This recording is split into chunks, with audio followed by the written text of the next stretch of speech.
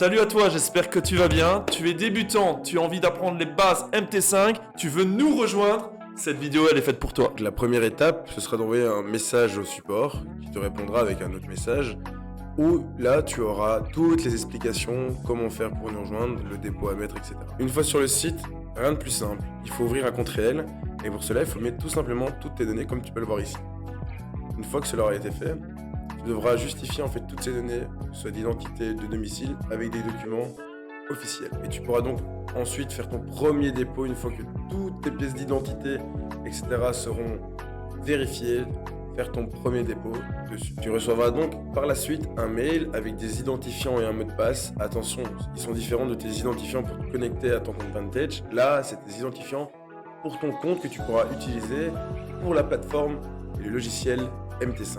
Une fois l'application MT5 téléchargée, il te suffira juste de cliquer dessus et de connecter ton compte. Une fois ton compte connecté, tu arrives sur cette interface avec plusieurs onglets et nous allons maintenant les décrire. Le premier, cotation. C'est ici que tu vas pouvoir en fait choisir tes actifs. Comme tu peux le voir, il y a d'abord une première liste établie, mais c'est pas pour autant que l'actif sur lequel tu veux trader sera dedans. Exemple, le gold ici n'est pas dedans.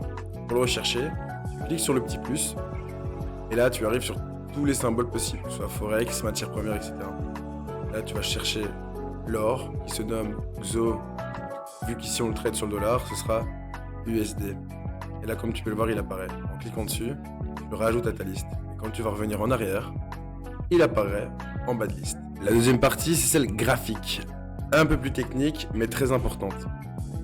C'est ici que tu vas voir l'évolution de ton actif au cours du temps. Je vais donc choisir, dans ce cas-ci, l'or, en cliquant en haut à gauche. Et donc, je choisis XOUSD. Et là, le graphique de l'or apparaît.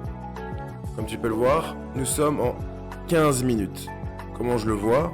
En haut, c'est écrit M15. En cliquant dessus, tu peux choisir ma time frame voulue. L'onglet suivant est l'onglet Trade.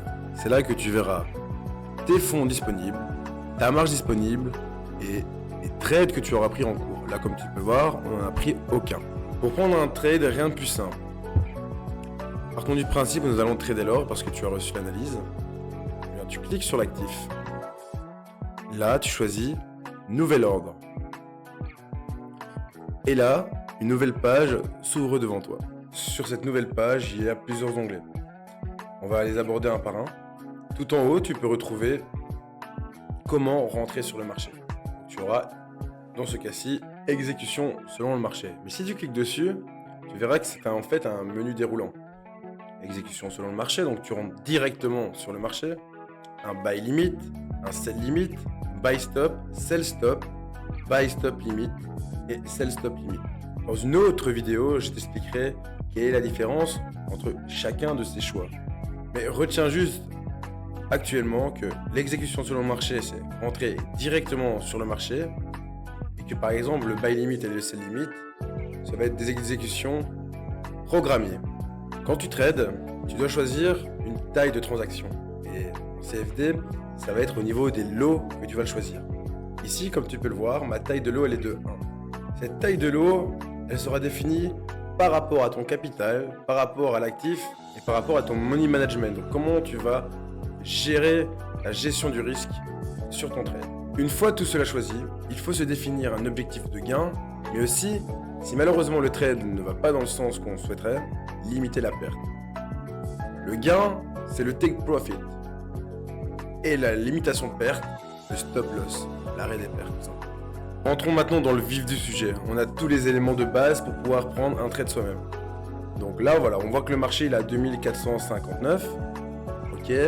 Imaginons, donc c'est un exemple, que voilà, on se dit qu'on va prendre un achat.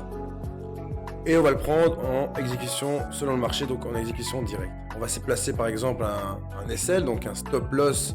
Dans ce cas-là, moi je vais prendre un achat. Donc mon stop loss sera plus bas que mon point d'entrée. Donc on va mettre un stop loss par exemple, voilà, 2456. Un TP, voilà, en fonction de mon analyse, on va dire que dans ce cas-ci, ce serait par exemple, je sais pas, voilà, on pourrait dire, voilà, ici 2466 correspond à une FTL. Hop, voilà. J'ai choisi ma taille de lot qui correspond à mon money management qui est de 1 lot dans ce cas-ci. Et ensuite, je rentre directement sur le marché en faisant buy. Là, comme vous pouvez le voir, ça a été fait. Ensuite, dans la partie trade, qu'est-ce qu'on voit? On voit notre trade qui a été pris en cours.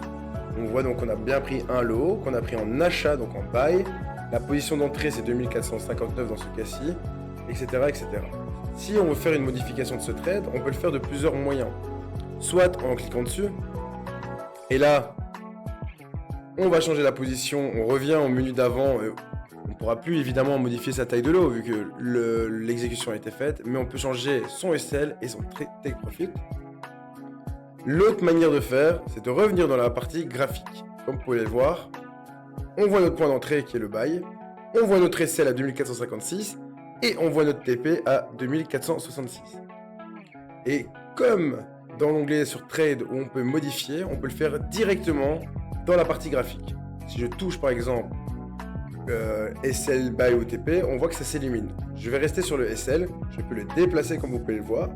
Je vais le placer par exemple, allez on va dire que c'était un mauvais placement, à 2458. Enfin, plus ou moins on va dire que c'est ça. Voilà. Et pour le valider, on voit qu'en bas à droite il y a une petite flèche bleue, je vais cliquer dessus et je vais faire modifier.